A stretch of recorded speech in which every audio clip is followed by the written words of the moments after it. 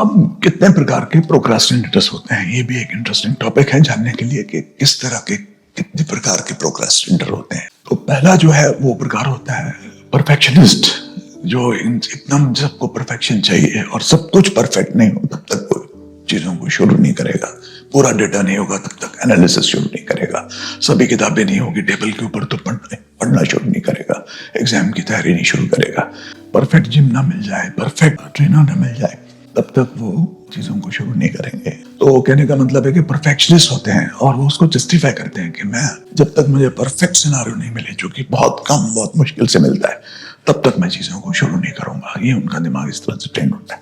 So they are type 1 which are called perfectionist procrastinators. Type 2 avoidance procrastinators, जो चीजों को avoid, जो unpleasant चीजें हैं उनको नहीं करते एज अ हैबिट, के जो मजा नहीं आ रहा वो करना ही नहीं है।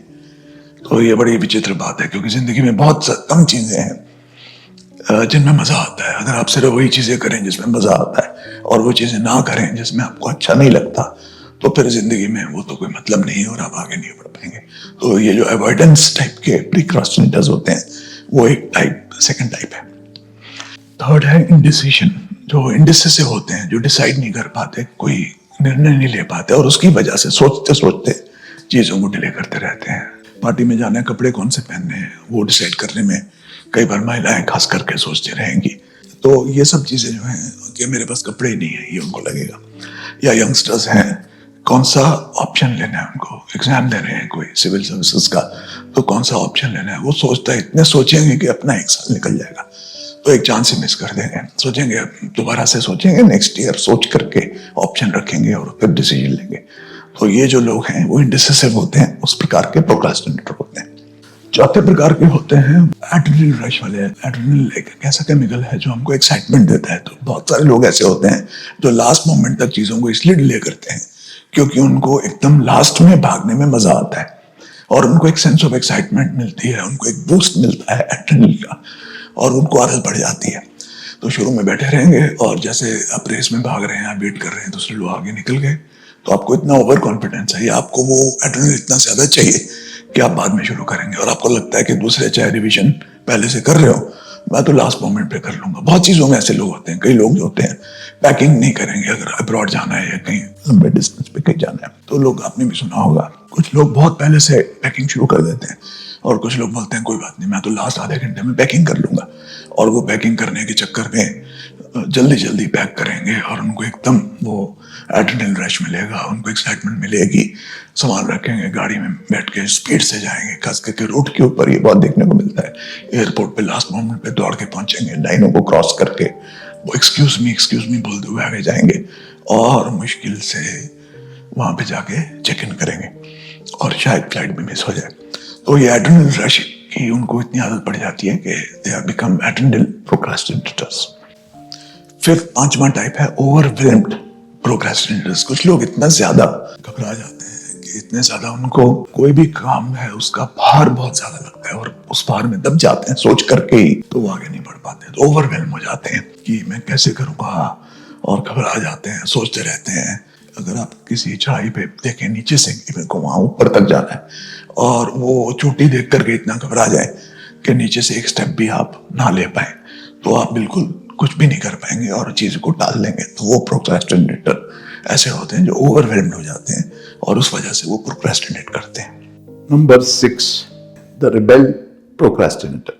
ये ऐसे प्रोक्रेस्टिनेटर्स होते हैं जो रिबेल्स होते हैं क्योंकि उनको कोई चीज करने को ऐसा इंसान या ऐसी अथॉरिटी बोल रही है जिसके प्रति उनको रिबेलियस फीलिंग है, तो वो जानबूझ के उसको डिले करेंगे। ये एक बहुत स्ट्रेंज चीज है, लेकिन यंगस्टर्स में खास करके देखने को मिलता है क्योंकि आपके पेरेंट्स या आपका कोई टीचर या आपका कोई सुपीरियर ऑफिस में आपको कुछ ऐसी चीज करने को बोल रहा है जो आपके लिए अच्छी है, लेकिन क्योंकि वो ऐसा इंसान बोल रहा है जिसके प्रति आपको रिबेलियस फीलिंग्स हैं, तो आप वो नहीं करेंगे और आप रिबेलियस हो जाएंगे और आप इस तरह से चीजों को डिले करेंगे जानबूझकर, चाहे वो कॉन्शियसली करें या सबकॉन्शियसली करें।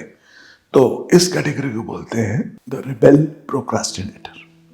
7वें प्रकार के ऐसे प्रोक्रास्टिनेटर होते हैं जो कि वो सिर्फ अच्छी चीजें ही करते हैं, जो प्लेजरेबल चीजें वही करते हैं और जो डिफिकल्ट चीजें हैं वो टाल देते हैं।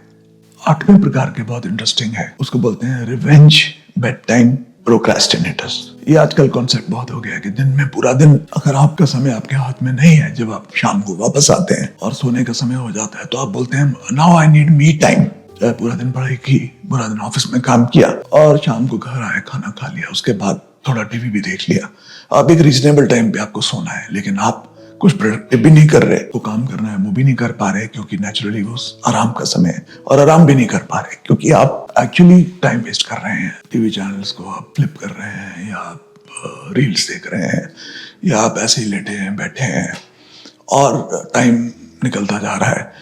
और जब आपको नींद आनी चाहिए आप सोएंगे भी नहीं, क्योंकि आपको एक दिमाग में रिबेलियसनेस आ जाएगी कि मैं अब यही समय मेरे हाथ में है, दिस इज मी टाइम, और ये टाइम मैं खोना नहीं चाहता या खोना नहीं चाहती, तो मैं अभी नहीं सोऊंगा या मैं नहीं सोऊंगी। और उस चक्कर में बहुत लेट लोग सोते हैं।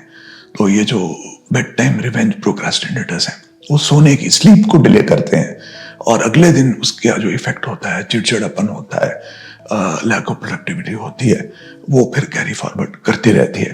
तो ये जो रिवेंज बेड टाइम प्रोक्रेस्टिनेटर होते हैं, ये आजकल इनकी संख्या बहुत बढ़ रही है, और ये एक ट्रेंड बन जाता है। फिर पहले वीकेंड्स पे होता है, फिर वीकडेज पे भी होता है, और ये बढ़ता रहता है, और हर दिन फिर इसका जो दुष्प्रभाव है, खराब उसका जो इफेक्ट है, वो अगले दिन की प्रोडक्टिविटी के ऊपर पड़ता है। लास्ट जो 9th टाइप है वो है क्रॉनिक प्रोक्रेस्टिनेटर्स। ऐसे लोग जो क्रॉनिकली एंजाइटी की वजह से, डिप्रेशन की वजह से, या किसी और कारण से उनको मेंटल हेल्थ इश्यू है, कुछ भी कारण है, तो चीज़ों को आगे नहीं कर पाते, और उसका ट्रीटमेंट भी नहीं लेते। उनके परिवारजनों को भी शायद मालूम नहीं रहता, और उनका समय और ऐसे ही निकलता रहता है, और वो कुछ कर नहीं पाते, और क्रॉनिक प्रोक्रेस्टिनेटर्स बन जाते हैं।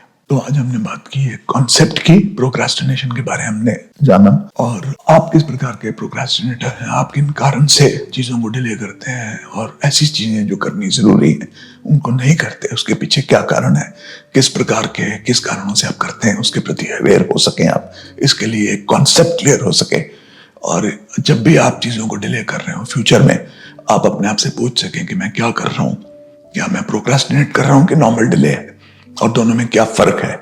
इसके लिए मैंने ये वीडियो बनाया है। इसके बाद हम प्रोक्रेस्टिनेशन को कैसे अवॉइड किया जाए, how to avoid avoidance, how to avoid procrastination, उसके बारे भी हम बात करेंगे और वीडियो बनाएंगे। तो I am sure you will benefit. आप इसको लाइक करिए, शेयर करिए, सब्सक्राइब करिए, and do well in life. All the best.